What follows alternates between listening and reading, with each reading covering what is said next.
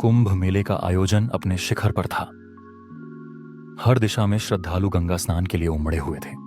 गंगा का पवित्र जल और आसपास के वातावरण में मंत्रोच्चार की ध्वनि मन को सुकून देने वाली थी।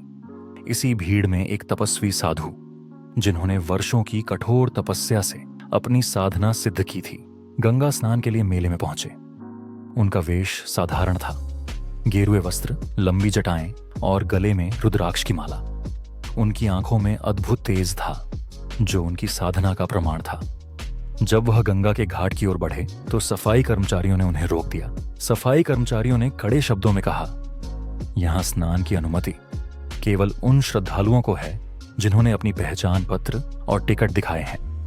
आप बिना अनुमति के यहां स्नान नहीं कर सकते। साधु ने शांत स्वर में कहा, गंगा किसी की संपत्ति नहीं है, ये सबकी मां है। मुझे इसे पूजने और इसमें स्नान करने से क्यों रोका जा रहा है? परंतु कर्मचारी अड़े रहे। उन्होंने कहा, हम केवल अपने आदेशों का पालन कर रहे हैं, कृपया वापस लौट जाएं। साधु ने बिना कोई विवाद किए एक ओर जाकर आसन लगाया और ध्यान में लीन हो गए। उनकी साधना इतनी गहन थी कि आसपास का वातावरण अचानक शांत हो गया। कुछ ही पलों में घाट पर खड़ी मशीनें, जो गंगा की सफाई का काम कर रही थीं, अचानक बंद हो गईं। सफाई कर्मचारी असमंजस में पड़ गए। वे मशीनों को ठीक करने का हर संभव प्रयास कर रहे थे, परंतु कोई परिणाम नहीं निकला। घाट पर भीड़ बढ़ती जा रही थी और मशीनों के बंद होने से सफाई का काम रुक गया। कर्मचारियों को अपनी गलती का एहसास हुआ।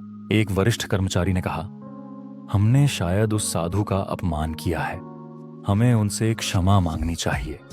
सभी कर्मचारी साधु के पास पहुंचे और हाथ जोड़कर कहा, महाराज, हमसे भूल हो गई, कृपया हमें क्षमा करें और गंगा स्नान करें। आपकी साधना से हमें हमारी गलती का एहसास हुआ। साधु ने धीरे से अपनी आंखें खोलीं और मुस्कुराते हुए कहा, समय सबसे बड़ी शक्ति है, इसे रोक पाना किसी के बस की बात नहीं, परंतु जब अन्याय होता है तो समय भी ठहर जाता है। यह कहकर उन्होंने आसमान की ओर देखा। वहां खड़ी घड़ी में समय अब भी 4 बजे ही अटका हुआ था। कर्मचारी भयभीत हो गए। साधु ने घाट की ओर बढ़ते हुए कहा, अब मैं गंगा स्नान करूंगा और समय फिर से 4 बजे ही अटका हुआ था, चलने लगेगा। साधु ने गंगा में डुबकी लगाई। जैसे ही वे स्नान से बाहर आए, मशीनें अपने आप चलने लगीं।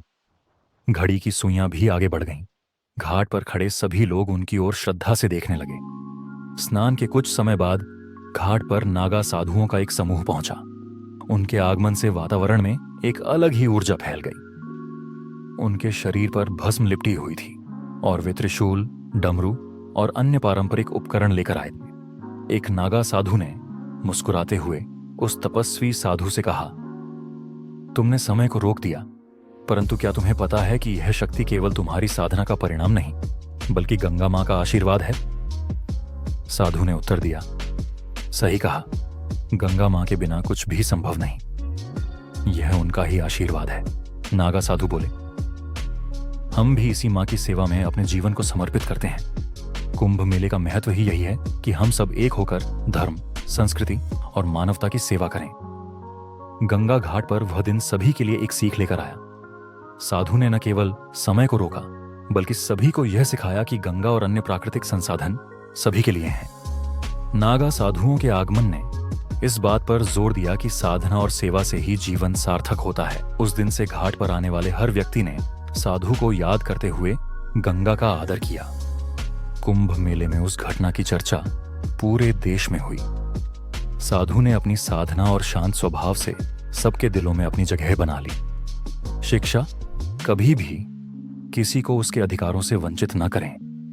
समय सबसे बड़ी शक्ति है, इसे व्यर्थ न जाने दें। प्रकृति का सम्मान करें, क्योंकि वही हमारी सच्ची मां है। साधना और सेवा से जीवन में सब कुछ संभव है। यह कहानी कुंभ मेले की पवित्रता और साधुओं के जीवन के गूढ़ रहस्यों को समझाने का प्रयास है।